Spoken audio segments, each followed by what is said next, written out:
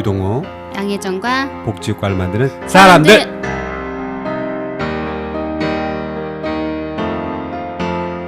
안녕하세요. 네, 안녕하세요. 네, 오늘 기분이 좋아 보입니다.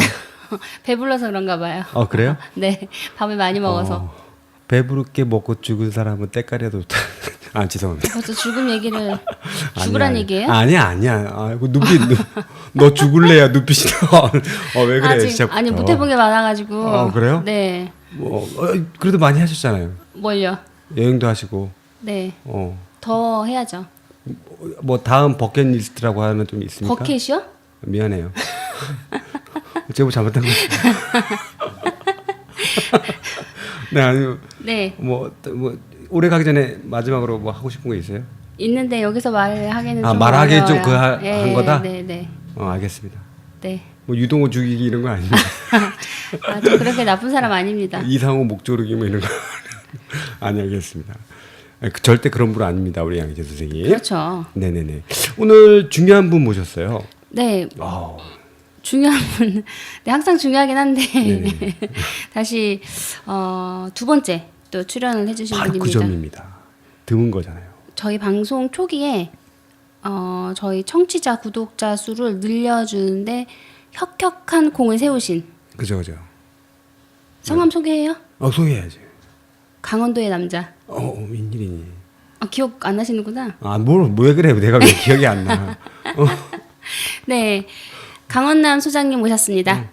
강원남 행복한 죽음 웰다잉 연구소장.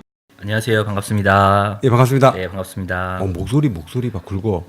네, 특별한 또 오늘 저희가 별거 아닌데도 또 모시진 않죠. 왜냐면 지금 게스트로 모실 분들이 한 100분 계시거든요. 그러니까 왜 모셨을까? 시급하게 지금 일요일 이 저녁에. 네, 그러니까. 제가 와달라고 요청을 드렸어요. 그래요? 네, 두둥 책이 나왔습니다. 와우.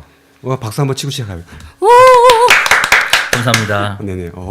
박수 치고 간만이야. 네, 책이 어제부터 배송 이제 받아보시기 시작하셨죠? 네, 맞습니다. 드디어 이제 따끈따끈한 신간이 나왔습니다. 누구나 죽음은 처음입니다. 와.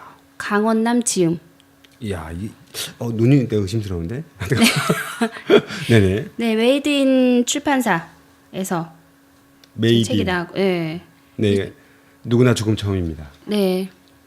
오늘 내용이 아마 이게 물론 기존의 강원남 소장님 주로 주장했거나 말해주셨던 들려주셨던 여러 소중한 이야기가 이 내용이지만 책 제목을 보는 순간 선생님이 딱 떠올랐어요. 네. 누구나 죽음은 처음입니다. 그렇죠. 선생님이 지은 책이니까. 오늘 혹시 버킷리스트에 나 있는 거 아니야? 아니 그래서 지금 그때 나오셨을 때가 저희가 방송이 2016년 9월인가요? 네. 그때 시작했죠 새로. 12월. 아니 강원남 선생님이 12월에 오셨죠. 네네. 12월 4일에 2016년 12월 4일에 방송 출연해 주셨고요. 계속 탑 5 안에 드셨어요. 방송 청취율 인기로. 하지만 얼마 지나서 이제 늘 내려가기 시작을 하셨어요. 네. 새로운 또 방송들 저희가 2년을 했지 않습니까? 네네네네. 그래서 다시 한번 나올 때가 됐다. 네네. 또 2년간에 어떻게 지내셨는지 또 말씀을 궁금해요. 들어봐야 되겠죠. 네네. 새롭게 또 공부를 시작하셨다는 얘기도 들리고. 공부요? 네. 지금 그때 이제 방송 마치고 나서 조금 더 깊이 공부를 좀 하고 싶다라는, 원래 전공은 이제 사회복지학이었는데 죽음에 대해서 좀 더 깊이 있는 공부를 해보고 싶다 해가지고 제가 다니던 모교에 네. 그 대학원 과정에 이제 생명교육융합학과라는 곳이 있습니다. 그래서 거기에 진학을 해서 지금 이제 3학기째 재학 중에 있습니다. 과가 생소해요. 예, 그렇죠. 요새는 융합이 대세다 보니까 네. 생명교육융합학과라고 하는데요. 네. 좀 구체적으로는 어떤 학문을 하냐면 이제 생사학이라는 학문을 생사학. 예. 그래서 삶과 죽음에 관한 그 학문들을 이제 공부하고 연구하고 있습니다. 종교와 어떤 관련되는 거 아니고 다 포괄적으로 다루시는 거죠? 네, 그렇죠. 그래서 뭐 죽음과 연관된 부분들이 너무 많잖아요. 네. 병원에서 보는 죽음, 의료에서 보는 죽음도 있고, 종교에서 보는 죽음도 있고, 그다음에 사회에서 보는 죽음도 있고, 그래서 이러한 다양한 학문들을 좀 더 포괄적으로 전문가들이 모여서 죽음에 대해서 얘기하고 좀 연구하는 그런 학문입니다.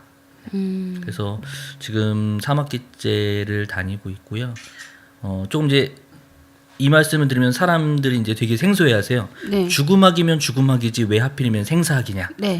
그러니까 좀 생이 있어가지고. 네, 그렇죠. 그래서 이 우리가 이제 죽음이라고 하면 죽음의 한 현상만 보는 거지만 사실은 죽음에 제가 늘 강조했던 것처럼 사람은 자기가 살아온 모습 그대로 죽음을 맞이한다고 말씀드렸던 기억이 예전에 있습니다. 그래서 사실 죽음의 모습을 보려면 당연히 삶의 모습도 봐야지 않을까 싶어서 아마 학문도 죽음에 국한되기보다는 그래서 서양권에서는 죽음학이라는 이름을 좀 많이 쓰는데 동양권에서는 생사학이라는 이름을 좀 많이 쓰는 걸로 이렇게 돼 있습니다.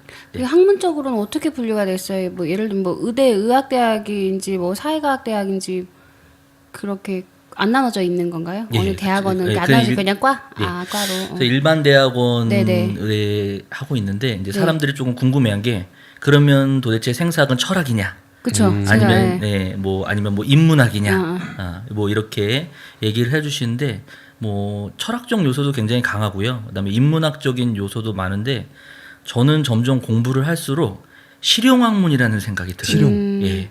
왜냐하면 사람은 다 누구나 한 번은 죽잖아요.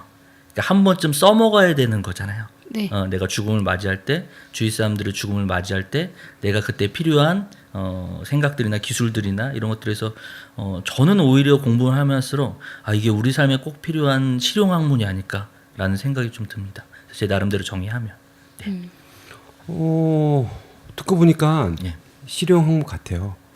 역시 힘이 있으죠. 제 게스트를 웃게 하는 아니 뭔가 네? 그 어떤 무슨 내용이 있는 얘기를 하실 줄 알았더니 실용 같다. 진지합니다. 저 진지합니다. 그렇죠.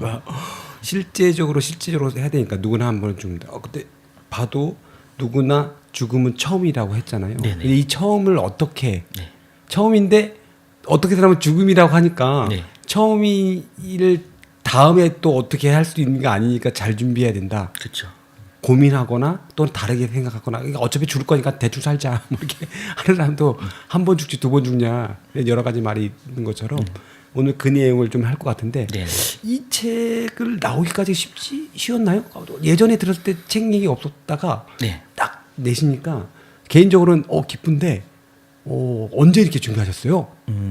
사실은 이제 제가 페이스북에서 이제 웰다잉 강사나 플래너로 이제 활동하면서 그때그때 느꼈던 생각들을 좀 이렇게 적어서 정리를 하고 있는데 그 페이스북에서 한 분이 이제 어떤 한 분께서 그거를 좀 관심 깊게 이렇게 지켜봐 주시더라고요. 그래서 그분이 이제 알고 봤더니 출판사에 이제 편집을 하시는 분이셨고 제가 하는 활동을 좀 의미 있게 보고 있다. 그래서 같이 한번 책을 내봤으면 좋겠다라고 이제 제안을 주셔가지고요. 그 다음부터 이제 제가 그동안 활동했던 것들을 좀 정리를 했는데 안타깝게도 좀 우여곡절이 있어서 예, 그 회사랑 조금 이제 이렇게 좀 넘어지게 됐습니다. 그 책을 맨 이제- 처음에 했던 분하고 넘어졌다고요? 네, 예. 그래서 이제 넘어지게 돼서 이제 저는 저 나름대로 이제 2년 동안 원고가 정리가 됐으니까 이 원고를 갖고 이제 계속 다른 출판사의 문을 좀 두드렸는데 한 20군데, 30군데 정도의 문을 두드렸는데 대부분은 이제 어렵다, 어렵다라는 얘기를 해주셨고, 그러니까 제가 생각하기에는 네. 이제 출판사는 당연한 그렇게 운영되는 거니까 사실 이게 돈이 되지 않는 아이템이고 어느 정도 판매가 좀 예측이 돼야 되는데 그런 부분도 좀 어렵고 그래서 또 제가 또 했던 내용들이 좀 부족했을 수도 있고 이제 그런 어려움을 좀 갖고 있었는데 그 저를 그 처음에 만났던 그 편집장님께서 다른 데로 또 이직을 하셨는데 거기에서 이제 다시 저를 꼭 만나자 해서 지금 이제 1인 출판사를 네. 이제 만드셨어요. 아. 그래서 1인 출판사를 만드셔서 이제 둘이 이제 의기투합을 해서 같이 한번 책을 내보자 그러는데 사실은 자본금이 없잖아요. 네. 예, 그래서 이제 그 편집장님께서 우리 같이 이제 그 출판문화산업진흥원에서 하는 그 공모전을 지원을 해주셔가지고 이제 거기에 이제 당선이 돼서 거기서 나오는 지원금으로 이렇게 출판을 하게 됐습니다. 보니까 책 표지에 한국출판문화산업진흥원에서 2018 우수 출판 콘텐츠 제작 지원 사업 선정작 이렇게 되어 있어요. 찍혀 있어요. 네. 오, 괜찮아 보이죠? 왠지 우수 도서처럼. 선정됐으니까 찍혀 있는 거겠죠. 그 여기서 일부의 어떤 비용을 지원을 받으신 건가요? 네, 전체 제작 지원금을 받았고요. 작가 지원금과 제작 지원금 별도로 이렇게 인쇄하는 비용. 예, 그러니까 책을 제작하는 네네. 비용, 그다음에 네. 저한테는 이제 작가 지원금을 따로 주고 제작 지원금을 따로 주셨는데 저는 사실은 잘 모르니까 이쪽 네. 출판을 잘 모르니까 이게 이제 사회복지 기관은 그렇잖아요. 웬만하면 이렇게 프로포절 같은 거 잘 되잖아요. 네. 그래서 그냥 지원하면 되는 거 아닌가라는 생각이 들었는데 나중에 이제 그 심사 결과를 보니까 2,800건에서 지원을 했는데 그 중에 130건에 선정이 돼가지고 네네. 됐더라고요. 그래서 심사 과정도 봤더니 한 3차에 걸쳐서 계속 심사를 해서 이제 그 와중에 최종적으로 선정이 돼가지고 최종 130건. 네 거기서 이제 출판이 된 것 같습니다. 경쟁률이 엄청 치열한데요. 실력이 있으니까. 그러니까요. 웬일이 알아봤다니까. 근데 안타까운 거는 네. 이런 지원 사업을 통해서만 이제 나온 거죠. 이게 우수 출판 컨텐츠로 선정이 된 거는 이제 시장과는 사실 맞진 않지만 이 컨텐츠 자체는 되게 훌륭한 컨텐츠다라고 이제 볼 수 있겠죠. 네, 그런 의미로도 조금 지원을 네네. 해주신 것 같기도 합니다. 아니 몰라. 아직 지금 처음 나왔으니까. 아니 내가 이거를 안 팔리겠다는 얘기가 아니고 출판사에서 네네. 20군데에서 거절을 했대잖아요. 네, 그러니까 거기는 네. 이제 그러니까 그쪽은 이 다 사장 될 동생이- 거야. 사장. 어? 사장 될 거야. 그 홍보를 많이 하셔가지고 네네. 책을 널리 네. 궁금해요. 사실 이게 내용이랑은 좀 상관없는 건데 네. 그러니까. 이게 얼마나 팔려 인쇄 그- 수익이 생기나 이런 거. 양해좀 궁금하다. 네. 얼마 팔릴지. 난 저 책에 궁금한 줄 알았어. 네, 저도 궁금합니다. 얼마나 팔릴 수 있을지. 이게 네. 어느 손톱분기 하긴 뭐 이거는 네. 제작을 지원받은 거니까 네.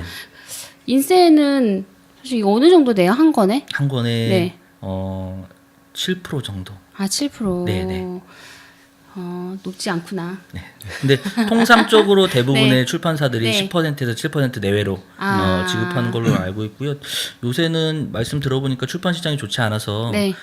일세가 팔리는 것도 굉장히 좀 어려운 부분들도 있고 네. 그래서 제가 알기로는 최소한 1세나 2세 정도가 나가야지 손익분기점 그 정도로 한다는 걸로 알고 있습니다. 1세는 보통 뭐 1,500부 정도. 네. 그럼 여기 메이드인이라는 출판사에서 첫 그 출판물인가요? 아니 이제 두 번째. 두 번째예요. 예, 그렇습니다.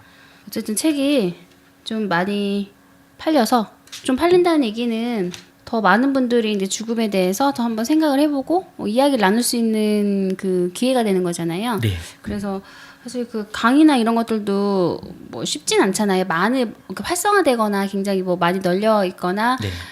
되게 매력 있는 아이템들은 사실 아닐 수 있죠. 네네. 그렇기 때문에 더 많은 분들이 이거를 죽음을 아까도 뭐 사전에 잠깐 말씀을 나눴지만 이 책을 통해서 죽음이라는 단어가 꺼내지기를 더 많이 꺼내놓고 이야기할 수 있는 것이 되기를 이렇게 바라는 마음에서 책을 집필을 하셨다고 또 말씀을 하셔서 더 많이 읽혔으면 또 좋겠습니다. 제가 지금까지 웰다잉 연구소 플래너로 활동하면서 그동안 활동했던 것들을 좀 정리했던 내용이라서 사례들이 좀 꽤 있어요. 그래서 사실 내 주변에 어떤 죽음에 대해서 고민을 하시는 분들이나 슬픔을 겪고 있는 분들이나 좀 어려움을 갖고 계신 분들한테 내가 직접 가서 야 죽음이 어쩌다 저쩌다 이렇게 얘기하기는 좀 어렵잖아요. 네네. 그러면 그럴 때 그냥 이 책을 좀 권해주시고 이 책을 하면 조금 더 이야기하기 쉽고 네. 좀 더 많이 이야기를 나눌 수 있으니까 그래서 이 책을 통해서 사람들이 조금 많이 조금 부담 없이 죽음에 대해서 좀 이야기할 수 있는 그런 도구가 되는 것만으로도 충분하지 않을까 저는 그런 생각들이 좀 듭니다. 근데 그런 도구에 대한 네. 답이 아마 이 내용에 어떤 내용이 정립돼 있을 것 같고요. 네. 이제 궁금한 거 보면 이 내용이 네. 나오기 전에 그 소장님께서 이제 많은 사람 또는 사례 또는 강의를 통해서 접했을 것 같은데 네.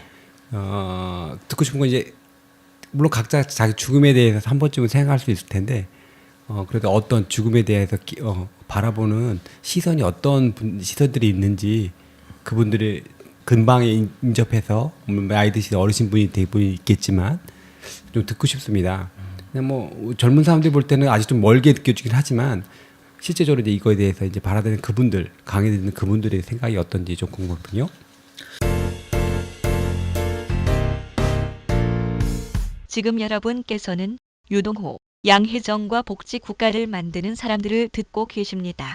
지난주에 제가 며칠 전에 구로에 있는 한 복지관에서 이제 어르신들 모시고 수업을 했는데 그 아버님께서 수업을 끝나고 나오시면서 제 손을 꼭 잡고 그렇게 얘기하시더라고요.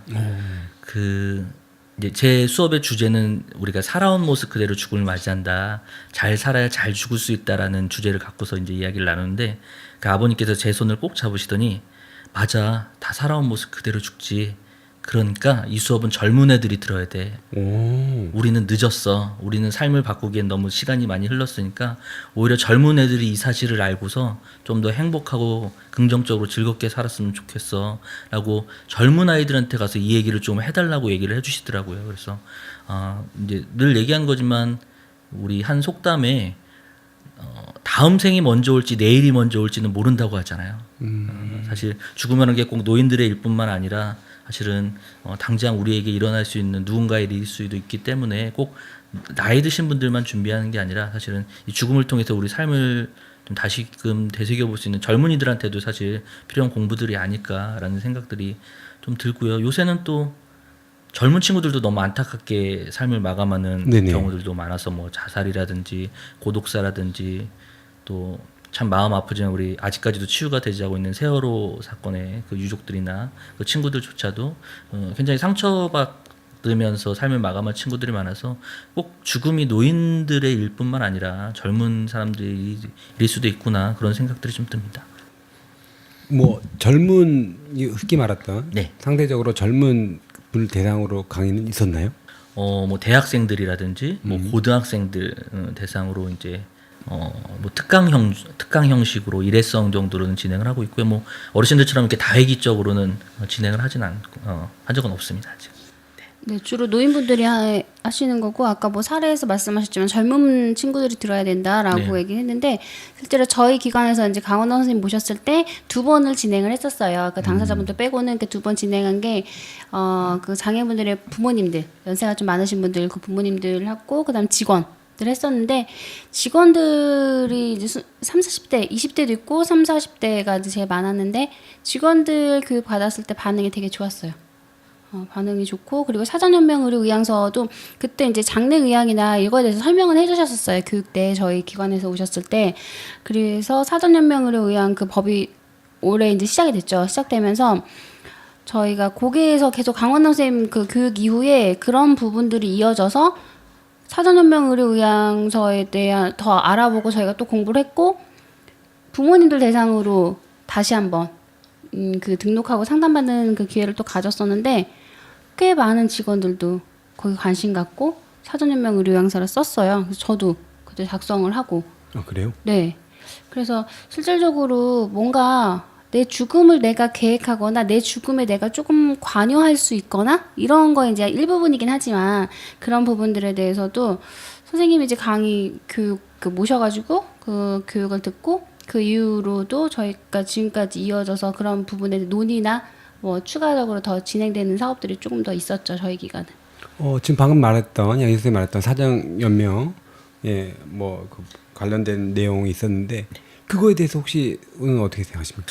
네. 이게 시행된 지가 그래도 그게 길진 않잖아요. 올해 2월 달부터 네네. 법은 이제 2년 전에 이제 통과가 됐는데 이제 네네. 본격적으로 시행된 거는 올해 2월 달부터 시행되고 있고요. 그래서 내가 삶의 마지막 순간에 원치 않게 무의미한 연명 치료를 받을 경우에 이제 본인이 사전에 그런 의사들이 미리 밝혀두거나 그럴 경우에는 뭐 서면이나 이런 걸 통해서 상담사를 통해서 작성해 놓을 경우에는 그런 연명 의료를 이제 처음부터 하지 않게끔 하는 것들을 이제 법으로 이제 시행되고 있는데요. 처음에 요게 이제 시행이 얼마 되지 않았다 보니까 네네. 이게 착오들이나 이런 것들도 있고요. 착오요? 예, 그래서 무슨 사례가 있었냐면 어떤 할아버지 한 분께서 그 자기가 이제 이 TV에서 연명 의료가 나오는 걸 보니까 저거 쓰면 참 죽을 때 편하게 죽을 것 같다. 그래서 저걸 써놔야겠다 싶어가지고 다음 날 이제 할머니를 모시고서 그거를 작성하러 가십니다. 이제 할머니 손을 붙잡고 끌고 가신 거죠. 그래서 이제 그거를 딱 작성을 하시다가 이 할아버지께서 잠깐 전화가 가지고 받으러 나가셨어요. 그랬더니 이 할머니께서 선생님 나는 사실 아직 준비가 안 됐어. 근데 이 양반이 하도 이거 써놓으면 좋다고 하니까 나도 그냥 쫓아서 온 거야. 근데 나는 아직은 아니야. 이렇게 얘기를 하시더라고요. 그래서 사실 본인의 의사가 아니잖아요. 그죠. 그럴 경우에 이제 그걸 작성해 준 상담사분은 그 자리에서 이제 상담을 중단하고 작성하지 않고요. 그다음에 두 번째는 뭐냐면 이게 TV 한 번 나오면 이제 다음 날 또 할머니 5분, 6분이 이걸 단체로 작성하러 오십니다. 그래요? 예. 야, 이거 써놓으면 죽을 때 안 아프고 편하게 죽는데, 그러니까 깨끗하게 간대. 그러니까 우리 이거 단체로 쓰고 가자. 그래서 이제 단체로 딱 쓰러 오십니다. 그래서 이제 상담하시고 나서 하시고 난 다음에 이제 돌아가시고, 댁으로 돌아가신데, 다음날 이제 전화 한 통이 옵니다.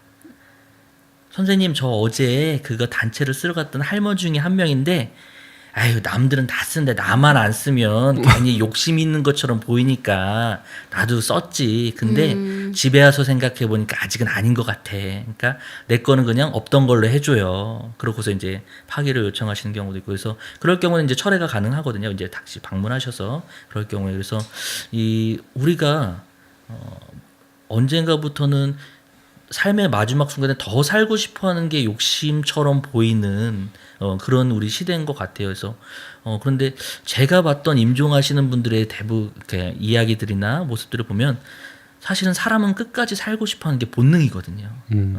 그런데 마치 그게 욕심처럼 보이고 그게 너무 욕심처럼 보이고 추해 보이고 남들한테 피해를 끼치는 것처럼 보이는 것도 그것도 사실은 맞지 않지 않나.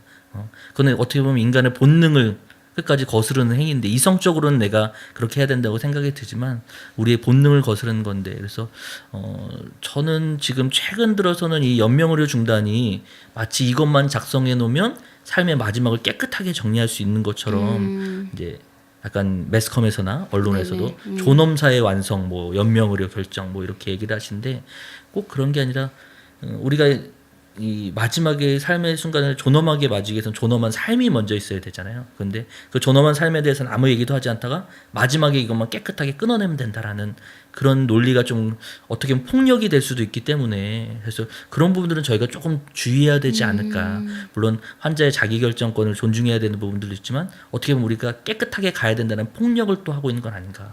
일방적으로. 예, 그리고 또 조사된 바에 의하면 대부분 또 연명의료 결정을 선택하시는 어르신들의 인터뷰를 좀 해보면요, 대부분 이제 경제적으로 애들한테 패 끼칠까봐 이 경제적 부담에 대한 것들이 사실 부담이 좀 많으시죠. 그러면 만약에 우리나라가 복지국가가 너무 잘 돼 있고 의료 비용이 너무나 잘 보장돼 있는 그런 나라라면, 그러니까 의료비 부담이 없는 나라라면 과연 사람들은 이 연명의료 중단을 선택할까라는 고민들이 좀 있더라고요. 그래서 사실은 우리가 또 너무 이 존엄한 죽음에 대한 폭력까지 강요하고 있는 건 아닌가, 그런 생각도 조금 요새는 들었습니다. 근데 아직은 시행 초기다 보니까요.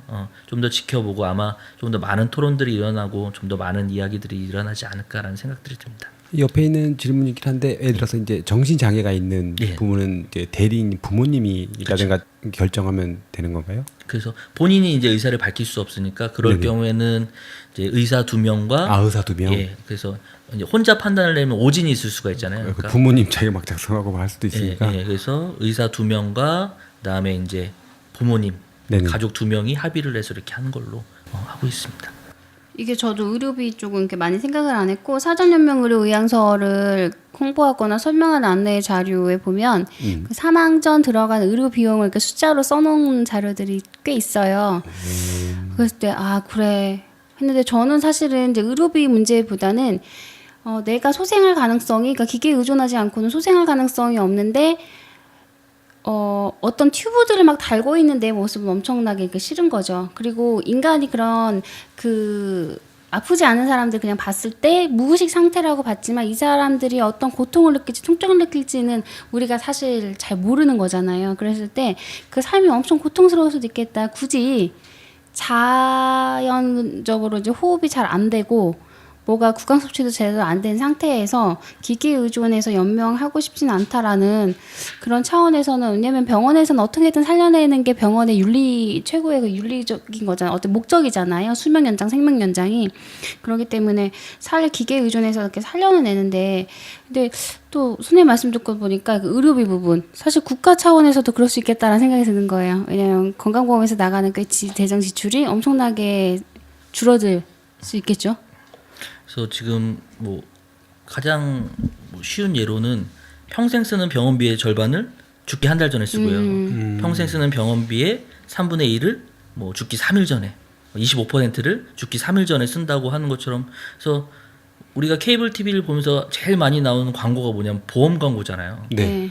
암 때문에 돈이 이렇게 많이 들어간다. 죽을 때 돈이 많이 더 들어간다. 그러니까 뭐 노인들도 언제든지 들을 수 있다라는 것들을, 어떻게 보면 내가 삶의 마지막 순간에 돈이 저렇게 많이 들을 수 있으니까 보험을 들어놔야겠다는 것들을 갖고 있잖아요. 그래서 이 삶의 마지막 순간에 굉장히 많은 비용들이 들다 보니까 그런 부분들에서 이제 사람들이 좀 부담을 많이 갖고 있는 것 같고, 근데 만약에 그게 그 의료비에 대한 부분들이 우리 국가나 정책적으로, 그다음에 꼭 그 부분만 아니라, 저는 이제 이 존엄한 죽음의 완성의 가장 큰 대안이 뭐냐면 이제 호스피스 완화 의료의 보충이, 호스피스 완화 의료. 예, 호스피스 완화 의료가 충분히 바탕이 되고 완화 의료가 이루어질 때 이분들을 이제 상쇄시켜 줄 수 있다라고 생각이 들거든요. 그래서 이 호스피스 완화 의료가 확충되지 않고서 연명 의료만을 중단만을 주장한다는 것도 사실 맞지 않아서, 그래서 이런 부분들이 같이 수반될 때 비로소 조금 인간다운 죽음이 이루어지지 않을까라는 생각들이 좀 듭니다. 근데 뭐 현재의 상황들을 봤을 때는 병원에서는 또 대부분 호스피스 하기를 좀 꺼려하죠. 네. 왜냐하면 수익도 되지 않고 진통제 처방만 내리고 굉장히 많은 사람들이 마지막 임종 환자를 돌봐야 되는 인건비는 또 많이 나가니까. 그래서 이제 우리가 잘 아시는 서울의 큰 병원들은 웬만하면 호스피스가 다 없죠. 그냥 돈이 수익이 일어나지 않으니까. 그래서 현재로서는 아직까지도 호스피스가 많이, 전국에 86군데 정도, 그래서 많이 좀 확충돼야 되지 않을까라는 생각들이 좀 듭니다. 올해 서울대학교 병원에 네. 생겼죠. 올해 생겼습니다. 네, 올해요? 네. 국립병원에 또 국립대 병원에서도 올해 생겼으니, 그렇죠. 그러니까 돈이 안 되죠. 돈이. 중요한데. 통증이랑 통증 완화나 아까 말씀하셨듯이 이제 그런 프로그램들이나 이분을 최대한 이제 안락하게 고통스럽지 않게 하는 거에 초점을 맞추다 보니까 수술적 방법이나 어떤 뭐 약물 치료나 이런 것들이 크게 뭐 쓰여지는 것이 아니라서 그럴 수 있을 것 같은데, 저도 호스피스가 제대로 되어 있다라고 하면 죽음에 대한 두려움이나 공포가 훨씬 덜하지 않을까라는 생각이 들어요. 그래서 제가 책에서도 이제 한 다큐에서도 얘기를 했지만, 그 호스피스에 계셨던 한 할머니 한 분께서 여기서 사람들 죽는 모습을 봤더니 여기서만 죽으면 10번도 더 죽을 것 같다라는 말씀을 해주시더라고요. 그래서 너무 고통 없이 편안하게 안락하게 이렇게 편안하게 돌아가신 모습들 보면서 정말 여기선 편안하게 죽을 수 있구나. 근데 이제 많이 숫자가 없다 보니까 그런 이제 아쉬움들이 좀 있는 거죠. 국가가 할 보건 사업 중에 아주 꼭 해야 될 사업인 것 같습니다. 듣고 보니까. 네.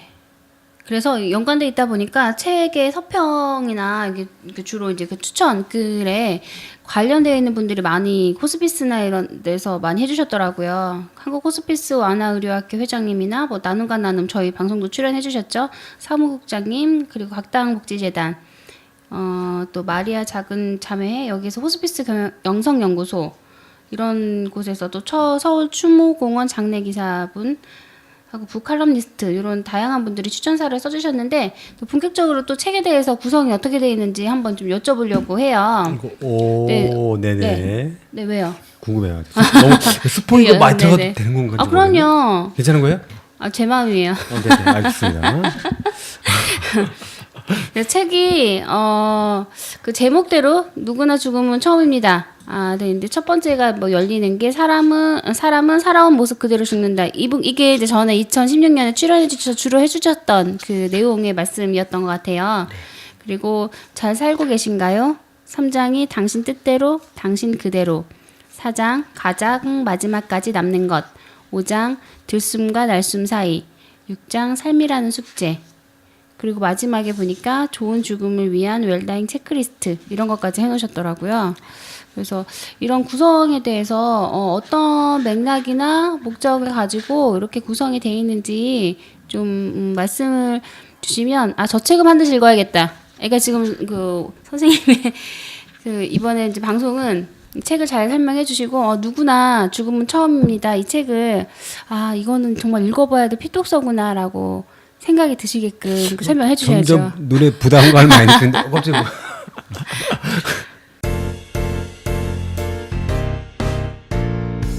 지금 여러분께서는 유동호, 양혜정과 복지 국가를 만드는 사람들을 듣고 계십니다. 이 책은 사실 제가 어르신들과 수업하는 내용들의 거의 80% 90%가 담겨져 있습니다. 그래서 따로 저의 수업을 듣지 않아도 이 책만 보셔도 웰다잉과 좋은 죽음에 대해서 어떤 것들을 준비해야 되는지 라는 과정들을 좀 알 수 있고요. 그래서 첫 번째는 뭐냐면 이제 사람들이 죽음에 대해서 잘 얘기를 하기 좀 어려워하니까 좀 꺼내놓고 얘기를 하자. 한국에서 죽음에 대한 얘기를 좀 꺼내놓는 것들. 그다음에 우리가 살아온 모습 그대로 죽는다면 잘 죽으려면 잘 살아야 된다. 그다음에 잘 죽기 위해서는 이제 몇 가지 준비가 필요한데 뭐 죽고 난 다음에 죽을 때 돈은 얼마나 드는지, 얼마나 아플지, 뭐 사후세계가 있는지, 뭐 이런 것에 대해서 뭘 알아야지 준비를 할 거 아니에요. 첫 번째는 죽음에 대해서 공부하는 영적인 준비가 필요하고, 두 번째는 임종하시는 분들 이렇게 여쭤보면 마음이 무겁다고 얘기하시더라고요. 누군가에 대한 미련, 뭐 사과하지 못한 거, 후회, 그래서 마음의 준비도 좀 필요하고요. 그다음에 아까 좀 전에도 계속 얘기했지만 우리가 죽기 직전에 몸이 많이 아플 텐데 그럴 경우에 이 마지막에 육신의 고통을 어떻게 준비를 할 것인가, 몸의 준비가 필요하고요. 그다음에 혹시 내가 떠난다 하더라도 내가 남긴 빚이나 유산들, 내가 있던 그렇죠. 자리를 잘 치워놔야 되잖아요. 그래서 네 번째 이제 관계의 준비, 이 네 가지의 준비 과정들을 이 안에 이제 같이 담아냈고요. 그다음에 마지막에는 이게 과연 개인의 죽음 준비뿐만 아니라 이 한 사람이 잘 죽기 위해서는 이 많은 사람들의 도움이 필요하더라고요. 그러면 이제 사회의 도움, 우리 사회는 어떻게 이거를 도울 것인가. 그래서 이제 안타까운 죽음인 자살과 고독사에 대한 내용들, 고독사에 대한 내용들은 이제 박진호 국장님께서 예전에 나오셔서 정말 자세히 얘기해 주신 것처럼 그런 것들에 대한 내용들도 좀 간략하게 좀 언급을 해봤습니다. 그래서 보통 어르신들과 수업을 뭐 12얘기 뭐 하는데 그 정도의 내용들을 이제 다 어떤 계략적으로 좀 담아내지 않았나라는 생각들이 들고요. 그래서 이 책만 읽으셔도 조금 웰다잉이라는 것이 어떤 것이구나, 부담 없이 조금 다가설 수 있는 아주 기초적인 입문서라고 생각하셔도 좋지 않을까라는 생각들이 좀 듭니다. 뭐 들으면 들을수록 이제 그 노인복지관뿐만 아니라 이제 아까 뭐 청소년 대상도 뭐 지방도 내려가십니까 혹시? 네, 뭐 불러주신 데는 웬만하면 네, 그래요. 불러주시면 됩니다. 네. 네네. 언젠가 나중에 불러도 못 가는 분 되는 거 아니야? 그러셨으면 좋겠어요. 그래요? 네. 네, 빨리 신청해 주세요. 죽음은 선착순이 아니. 네, 저도 기회가 된다면 그 전 과정을 한번 저도 들어보고 싶은 또 그런 네. 생각도 들고, 왜냐면 나이가 점점 들다 보니까 사실 사별이라는 거 생각을 더 안 할 수도 없고, 나이가 들면 어떤 우리 관계 속에서의 어떤 죽음을 더 많이 경험을 하게 되잖아요. 이제 그쵸. 건너 분들이든 내가 직접 아는 분들이든, 그래서 죽음이라는 것이 점점 사실 계속 살아갈수록 죽음이 가까워지는 건 당연한 건데, 나의 죽음보다도 어떤 사별로 인한 그런 상실감이나 그 공포나 이런 것들이 더 사실 커질 거, 죽음에 대한 공포가 커지는데, 이게 뭐 예방주사가 전혀 맞춰지지 않은 상태에서 맞닥뜨리다 보면은 더 그런 두려움이나 공포가 커질 것 같은 또 그런 생각도 드네요. 또 이 책의 마지막에는 사회적 죽음에 대해서 또 다뤄서 어떤 다른 사람의 나와 관련돼 있지 않더라도 다른 사람의 죽음이나 삶을 좀 들여다볼 수 있는 기회도 될 수 있을 것 같아서 이 책을 적극 추천드립니다. 일독을 권합니다. 듣고 보니까 뭐 화내는 분이 한 느낌이 살짝 들어요. 죽음 얘기하니까. 그런 뭐 다른 뭐 소개해 줄 만한 에피소드가 혹시 있나요?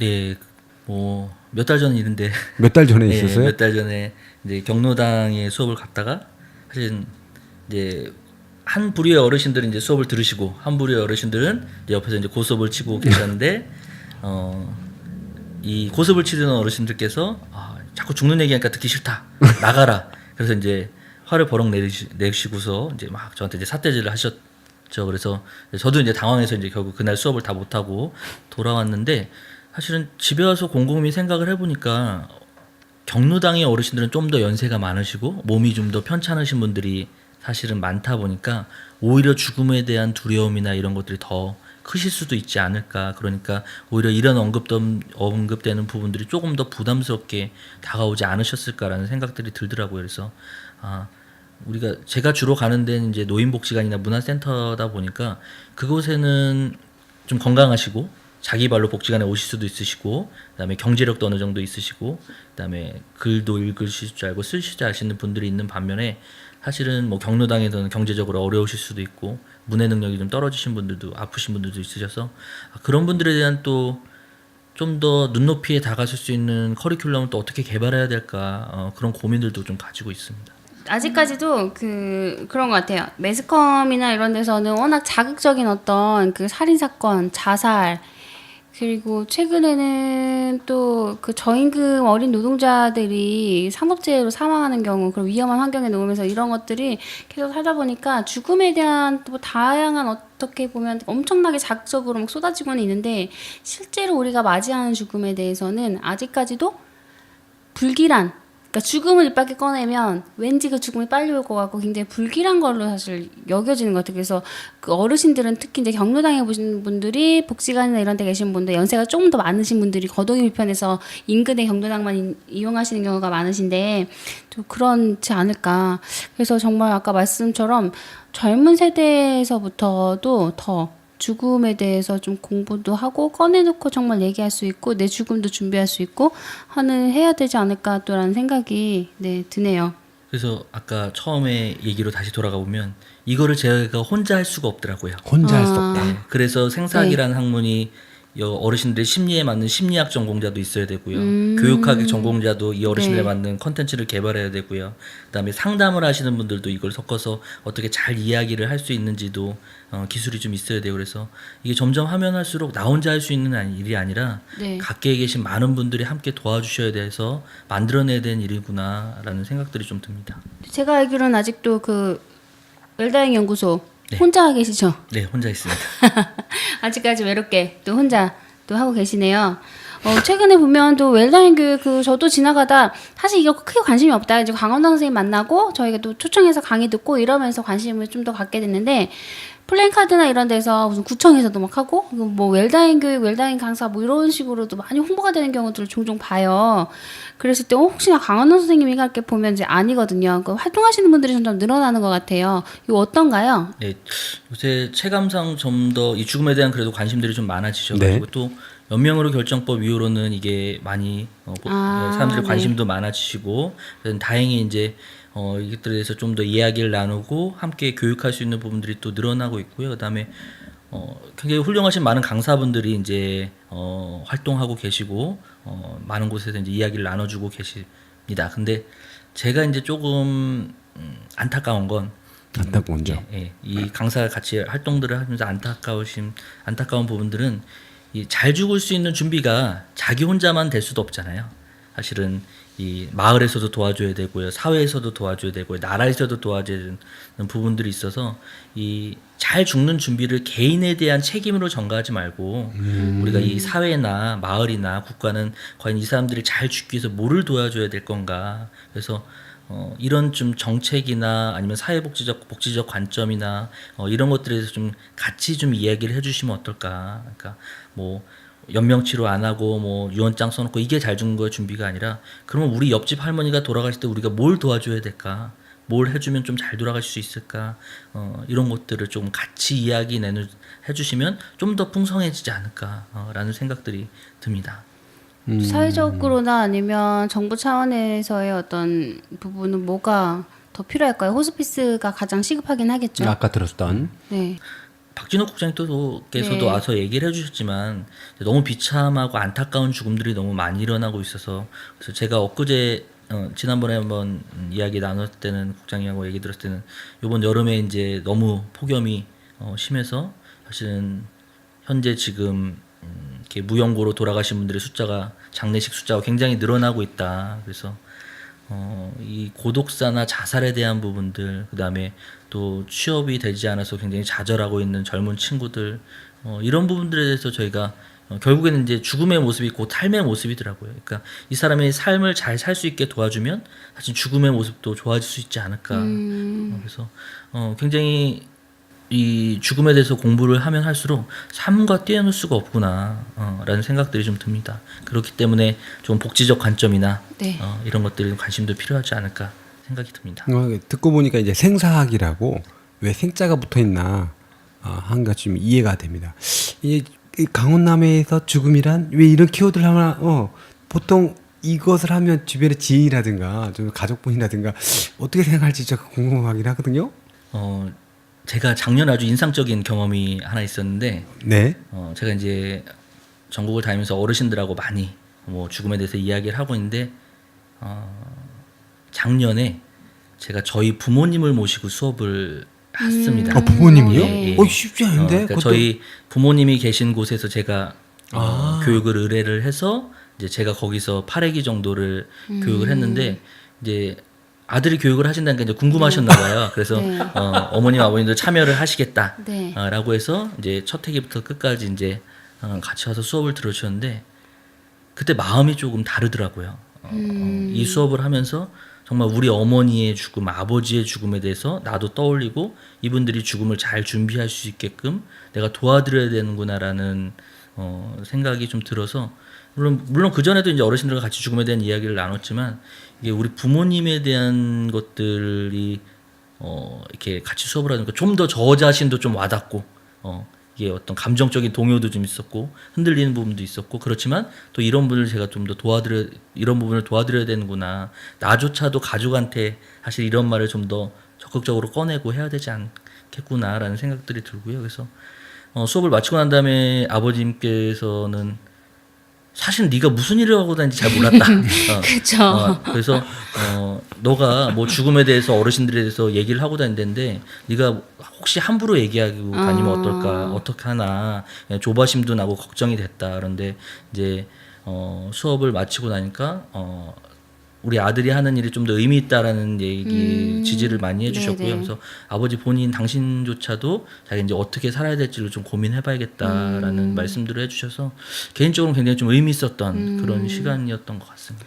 부모님 앞에서 강의를 하기가 쉽지가 않으셨을 텐데 그러니까요. 두 분도 그 아들이 하는 강의를 8회기 동안이나 들어서, 왜냐하면 이렇게 가족이 또 특히나 아들이 하면 주변에 반응도 신경 많이 쓰실 때고 하니까 수업에 완전 몰입하기도 어려우셨을 텐데, 그 8회기나 같이 세 분이 같이 그렇게 같이 가셨다는 것도 대단하신 것 같아요. 네. 근데 저한테는 네. 그 이후로는 이제 수업을 듣는 어르신들이 모두가 나의 부모님처럼 조금 생각을 해야 되겠구나라는 그런 다짐이 되는 네.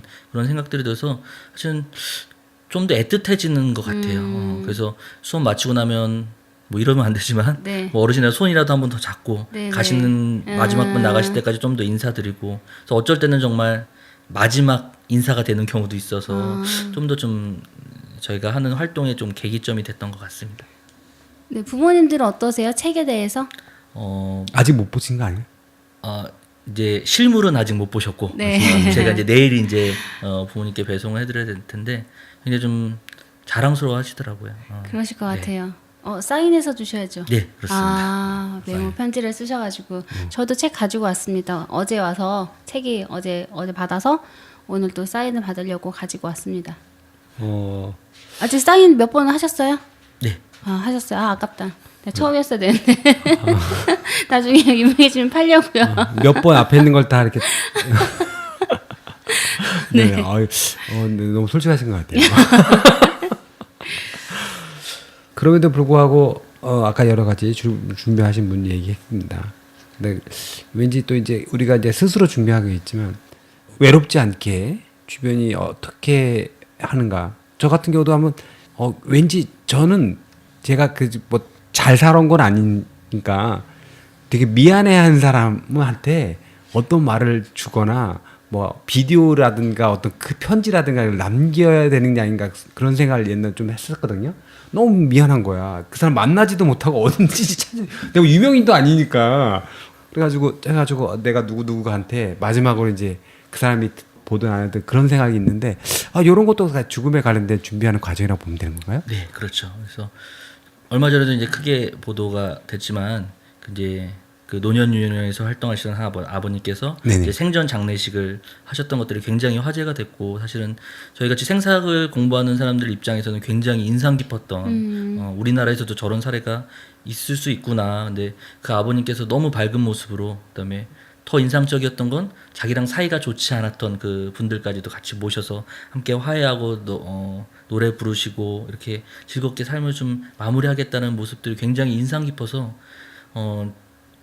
그 아버님은 아마 살아오실 때도 그렇게 살아오지 않으셨을까. 그렇게 살아오셨기 때문에 저렇게 마지막을 저렇게 잘 매듭 지으실 수 있지 않으실까라는 생각들이 들어서 굉장히 좀 인상 깊었던 그런 사례가 아니었나 싶습니다. 네. 우리가 계속 얘기하다 보니까 벌써 이제 퀴즈 시간이 아닌가 싶은데. 네. 맞죠? 네, 퀴즈 시간이 돌아왔습니다. 꽤 오랫동안 정답이 올라오고 있지 않지만. 그래요? 네, 저희 그 의무적 저희 코너이잖아요. 빠질 수 없는. 그래서 퀴즈를 내야죠. 이번 주 네네. 퀴즈는 네. 쉽습니다. 하지만 지난주 방송을 들어야지 알 수 있기 때문에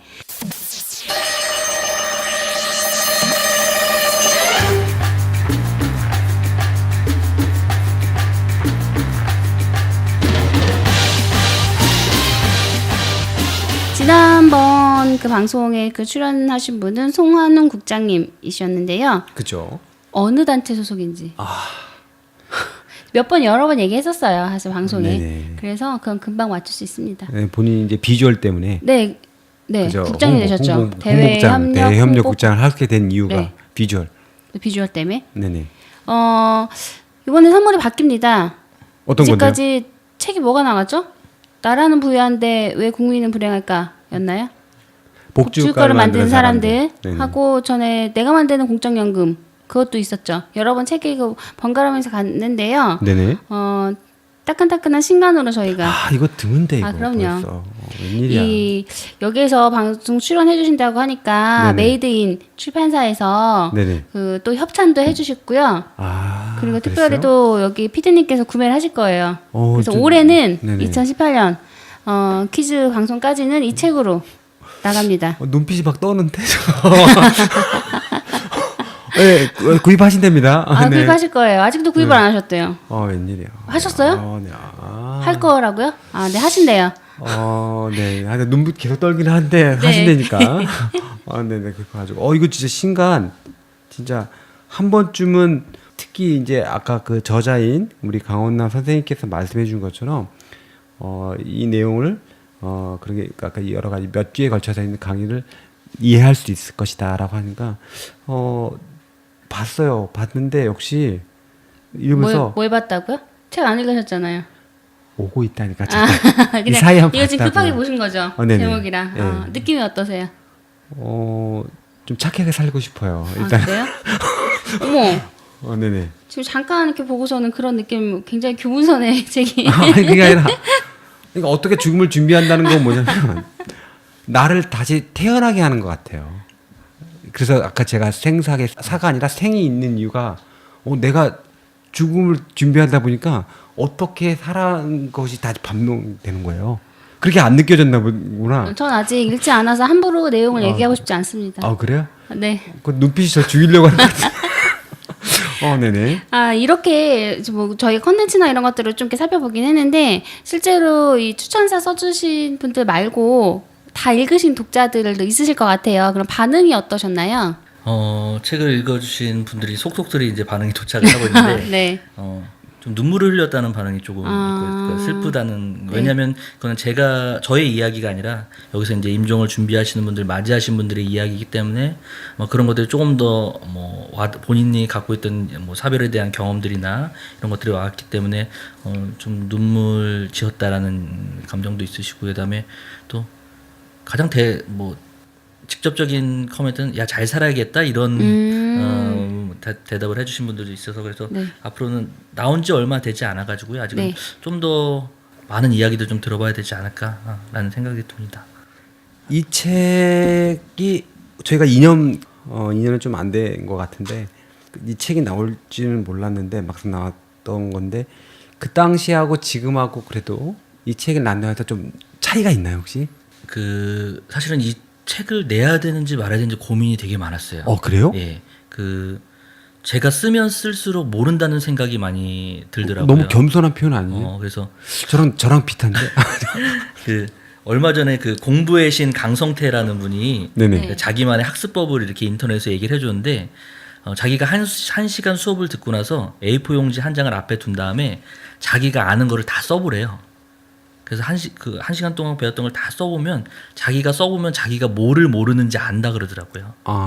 그래서 뭘 공부해야 되는지 알 수 있다. 그래서 뭐 백지공부법 뭐 이렇게 얘기를 한다고 하더라고요. 그래서 저도 이 책을 원고를 쓰다 보니까 쓰면 쓸수록 내가 이걸 잘 모르는구나, 감정적으로 접근했구나 이런 생각들이 들었던 것 같습니다. 근데 법정 스님도 돌아가실 때 책 다 절판해라, 말빛을 남기고 가지고 싶지 않다라고 해서 나도 또 말빛을 남기는 거 아닌가라는 후회가 좀 들 수도 있지 않을까라는 생각이 드는데, 근데 곰곰이 생각해 보면 요게 39살에 제가 봤던 요때만 쓸 수 있는 글인 것 같더라고요. 물론 40이 넘고 50이 돼서 이 책을 보고 후회할 수도 있겠지만 그래도 지금 제가 생각하는 죽음에 대해서 한번 정리해보고 이 책이 앞으로의 저희 활동에 걸림돌이 될지 아니면 디딤돌이 될지는 사실은 제가 앞으로 또 어떻게 실천하느냐에 따라 달라질 것 같습니다. 네. 걸림돌이 될지 디딤돌이 될지는 책이 많이 팔려야 뭐 결과가 나오는 것 같고. 혹시 양선생님은 네? 사람이라고 아니 현실적으로 말씀드리는 거예요. 아니 그 뭐 말씀 듣다 보니까 그런 생각이 문득 드네요. 네, 왜요? 저 틀렸나요? 아닙니다. 그렇지 않나요? 그렇죠? 맞습니다. 네, 작가님.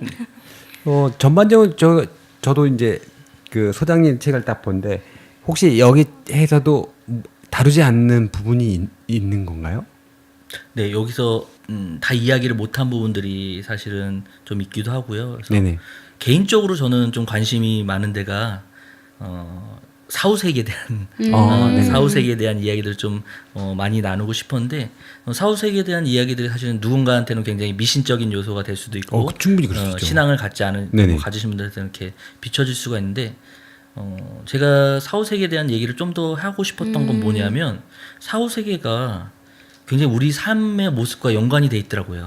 그래요? 네, 어떤 점이 그러니까, 좀 네. 뭐 임사 체험을 하시던 분들과 뭐 어떤 이렇게 여러 가지 영적 체험을 하신 분들이 그 죽음 이후의 세계에 대해서 자기가 살아온 모습 그대로라고는 증언들을 하시더라고요. 그러니까 지금의 현재의 삶이 행복했다면 거기서도 행복한 곳을 자기가 찾아가고 지금의 삶이 괴롭다면 죽고 난 다음에 자기가 거길 찾아가더라. 그러니까 사람은 살아온 모습 그대로 죽음을 맞이한다고 하는데 죽음 이후의 모습도 자기가 살아온 모습 그대로더라고요. 걱정이네 나. 그 만성 피로잖아. 그래서 이 사후세계에 대한 것들을 여러 것 이렇게 찾아봤더니 사후세계에서 늘 강조하는 건 뭐냐면 지금 이 생의 삶이 얼마나 소중한지에 대해서 늘 얘기하더라고요. 그런데 이제 분량도 조금 아쉬움도 있었고 그다음에 좀 더 이제 이야기에 좀 그런 널리 퍼져나가는 부분들이 있어도 그 부분은 이제 안타깝게 다 좀 줄여서 몇 장 정도만 좀 이야기를 담았습니다. 근데 그런 이야기들 좀 같이 더 나누고 싶던 그랬던 것 같습니다. 그 사후세계는 또 있는 사람들에 따라서 그 되게 좀 달라질 수도 있을 것 같아요. 각자 이제 대부분 종교 많이 가지고 계시기 때문에 종교가 가지고 있는 사후세계에 대한 어떤 뭐 이런 게 있을 수 있잖아요. 그래서 그거를 소설로 써보시면 어떨까라는 또 생각이 드네요. 소설? 네. 소설이요. 네. 느낌 잡았구나. 괜찮죠. 이거 뭐 제가 쓸 수는 보면서 없으니까. 이게 원래 좀 여기 지분 제 1%. 오늘 양 선생님 출판할 거양? 이거 출판사 할 거야? 아니 그래서 좀그 어떻게 보면은 이게 사실 사후세계라는 게 학술적으로나 뭐 다루기도 어렵고 경험자를 찾아서 그걸 내기도 어렵고 하니까 소설로 죽음의 생전의 어떤 삶과 비추어서 어떤 뭐 소설로 써봐도 되게 매력적일 수 있겠다. 강원호 선생님은 그런 부분 하실 수 있겠다라는 또 생각이 드네요. 네, 좋은 아이템 주셔서 감사합니다. 네. 제가 한번 구상해 보겠습니다. 아니 이후에 또 출간 뭐 계획은 없으세요? 네, 아직은 없습니다. 아 그래요? 그래요? 또 한 번 시작이 어렵게 되시긴 하셨지만 시작하면 또 잘 쓰실 수 있을 것 같아요. 저는 뭐 책을 내본 경험도 없고 내 생각이나 이런 것도 사실 없어서 뭐 여쭤보는 거예요. 또 이후에 추가 계획은 없으신지. 다른 조금 아이템들을 네. 좀 개발을 해볼까라는 생각을 갖고 있어서요. 그래서 뭐 이게 책도 이 책의 취지가 사람들하고 죽음에 대해서 좀 이야기를 내놓을 수 있는 그런 도구가 될 수 있다면 좀 더 사람들하고 좀 쉽게 즐기면서 이야기 나눌 수 있는 그런 뭐 카드나 네. 뭐 이런 프로그램 도구들 같은 것들 한번 만들어 볼까. 그래서 네. 요새는 좀 거기에 또 꽂혀가지고 네. 그거를 막 구상하고 있습니다. 그래서 그런 뭐 도구들 갖고 어르신들하고 젊은 사람들하고도 누구든지 같이 죽음에 대해서 좀 쉽게 이야기 나눌 수 있는 그런 게임이나 뭐 이런 것들을 한번 만들어 보면 어떨까라는 생각들을 갖고 있습니다. 이게 본질적으로 이제 강의라든가 아까 이 과정에서 책이 담고 있는데 아무래도 이제 그 가까이 사람의 죽음에 대한 생각이라든가 이런 걸 많이 서로 이제 피드백 받고 소통해야 되기 때문에 많은 분들이 이제 직접 그 강원남 소장님 이렇게 불러가지고 이야기를 나누면은 스스로 서로 아까 서로 빈자리를 채워주는 아까도 혼자 할 수는 없는 부분이 있다고 하니까 그러니까 시간이 좀 많이 됐습니다. 그래가지고 못한 일 있으면 좀 해주시기 바랍니다. 네. 누구나 죽으면 처음이잖아요. 네. 근데 처음부터 잘할 수는 없잖아요. 그러니까 먼저 가신 분들이 이렇게 하면 조금 잘할 수 있다라는 얘기들을 제가 듣고서 이 책에 담은 거라서 제가 이야기를 더 한 것들이 아니라 먼저 떠나가신 분들이 그다음에 어떻게 준비하셨는지 선배님들이 하신 얘기를 들으면 비록 우리가 처음이지만 조금 조금 용기 내서 가볼 수 있지 않을까. 그래서 이 책을 마음껏 드시고 마음껏 죽음에 대해서 이야기를 나누셨으면 좋겠고요. 두 번째는 제가 예전에 여기 왔을 때 질문인 복지국가란 무엇입니까? 라는 질문을 받았었고 그때 제가 드렸던 대답은 잘 죽여주는 나라가 복지국가다 네. 라는 말씀을 드렸는데 요새 점점 공부를 하면 할수록 잘 죽여주는 데는 많은 사람들의 도움이 필요하더라고요. 지금 공부하는 이제 생사학이라는 학문도 굉장히 많은 전문가분들이 이렇게 힘을 모아서 이렇게 연구를 하고 그러시는 것처럼 잘 죽여주는 나라가 이제 복지국가라는 생각이 들고요. 그래서 이 잘 살기 위한 활동들이 사실은 잘 죽기 위한 활동들이 아닐까. 그래서 굉장히 이 방송을 계속 들으면서도 많은 분들이 열심히 복지국가를 위해서 활동해 주시잖아요. 그래서 이분들이 함께 힘을 모아주신다면 정말 우리나라 사람들이 좀 더 잘 죽을 수 있지 않을까라는 생각들이 들어서 굉장히 고맙고 좀 감사한 마음입니다. 네.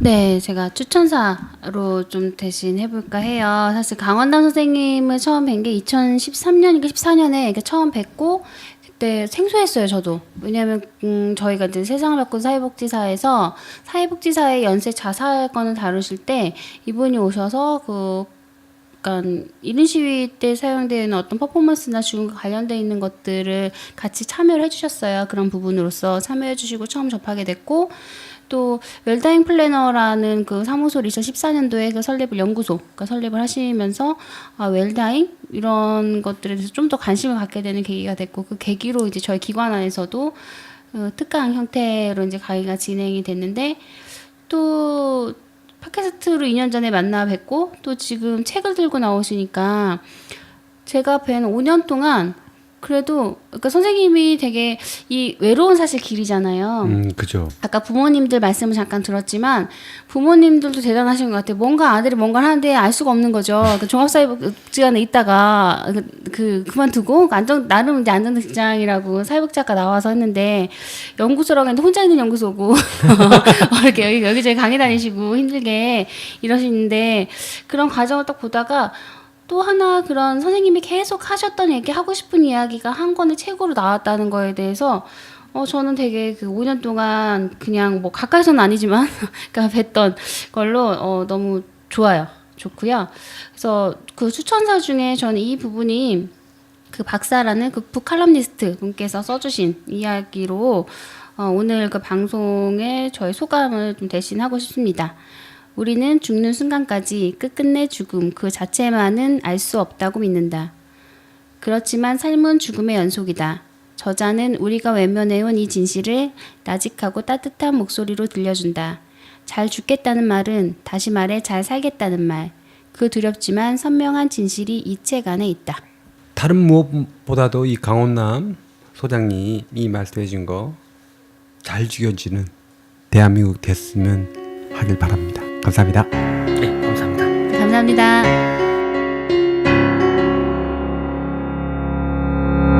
음악, 아신, 프로듀서 이상호, 제작, 내가 만드는 복지국가.